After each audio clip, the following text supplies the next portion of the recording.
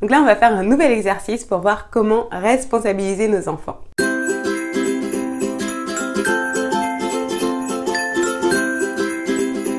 Donc dans cet exercice, je vais te demander de prendre la place de ton enfant.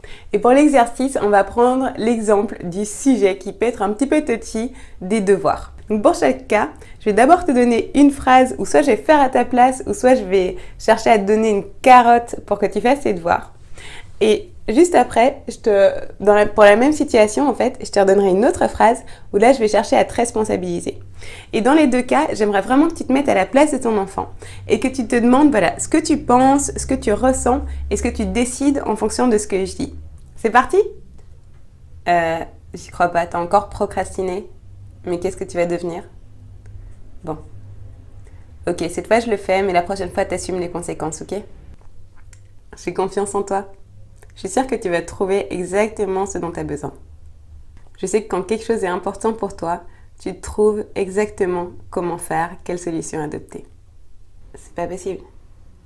Je pensais qu'après t'avoir acheté un téléphone portable, ta voiture, les vêtements que tu voulais, et t'avoir en plus donné une grosse somme d'argent de poche, je pensais vraiment que tu allais faire tes devoirs. Écoute, en fait, j'ai pas envie d'aller à l'école et de t'exclure. Quand ton professeur appellera, je vais décrocher le téléphone et après je te la passerai ou je lui dirai de discuter avec toi, ok ? Écoute, si tu fais tes devoirs, tu pourras avoir ton nouvel iPod, ok ? Tu pourras même avoir ton nouvel iPhone et tu pourras avoir une grosse somme d'argent de poche. Il n'y a pas de problème, ok ? Juste si tu fais tes devoirs. Ça marche ? En fait, j'aimerais bien savoir ce que ça représente pour toi. Si tu fais pas tes devoirs, ça représente quoi pour toi ? En quoi c'est important pour toi de faire tes devoirs en fait ? Bon écoute chérie, tu te dépêches, tu vas le plus vite possible. Pendant ce temps-là, moi je récupère tes vêtements et je vais faire chauffer la voiture.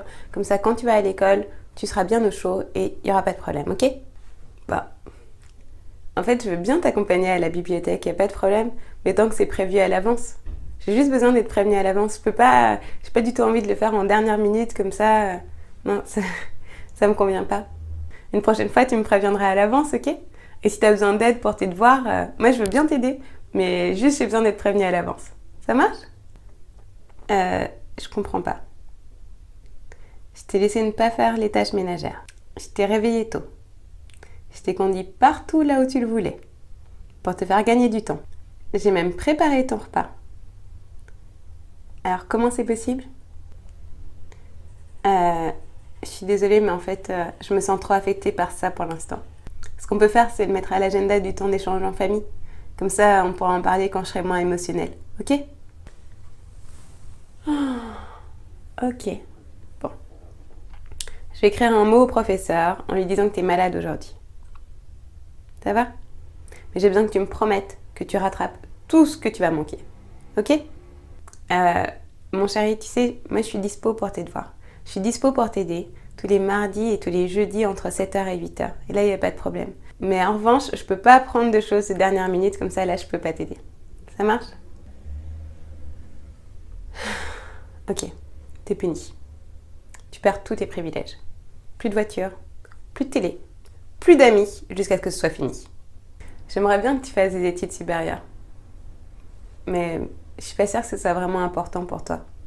Je suis disponible pour discuter de tes projets d'études quand tu veux. D'accord ? Oui, non, mais en fait, c'est pas étonnant ce qui t'arrive. Je t'ai vu passer je ne sais combien d'heures sur les jeux vidéo. Je te vois traîner avec tes copains. Je te vois faire la grasse mat le matin. Tu ferais mieux, vraiment, de te secouer un bon coup, parce que sinon tu vas finir à la rue comme les mendiants. Mon chéri, est-ce qu'on peut prendre un moment pour s'asseoir ensemble et réfléchir à un plan, planifier ce qui est possible de faire comme devoir ? Mais combien de fois je t'ai dit de faire tes devoirs en avance ? Pourquoi tu peux pas être comme ton frère ? Pourquoi tu peux pas être plus responsable ? Qu'est-ce que tu vas devenir ?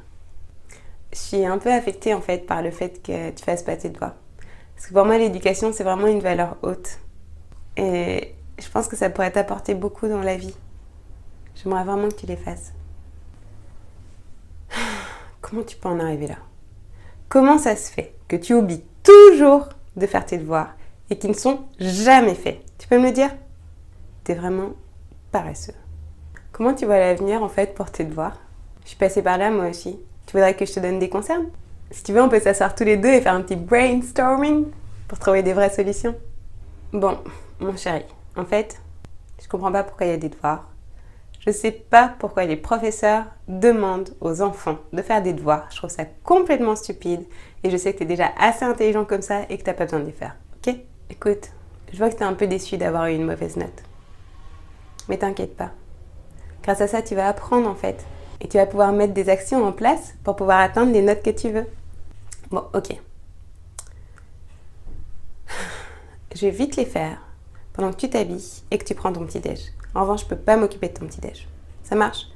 Et j'ai confiance en fait que demain, tu feras tes devoirs. Tu sais, mon chéri, moi je t'aime quoi qu'il se passe. Et à mes yeux, t'es beaucoup plus important que tes notes. Et on se retrouve tout de suite pour un nouvel exercice qui est celui de l'invité à table.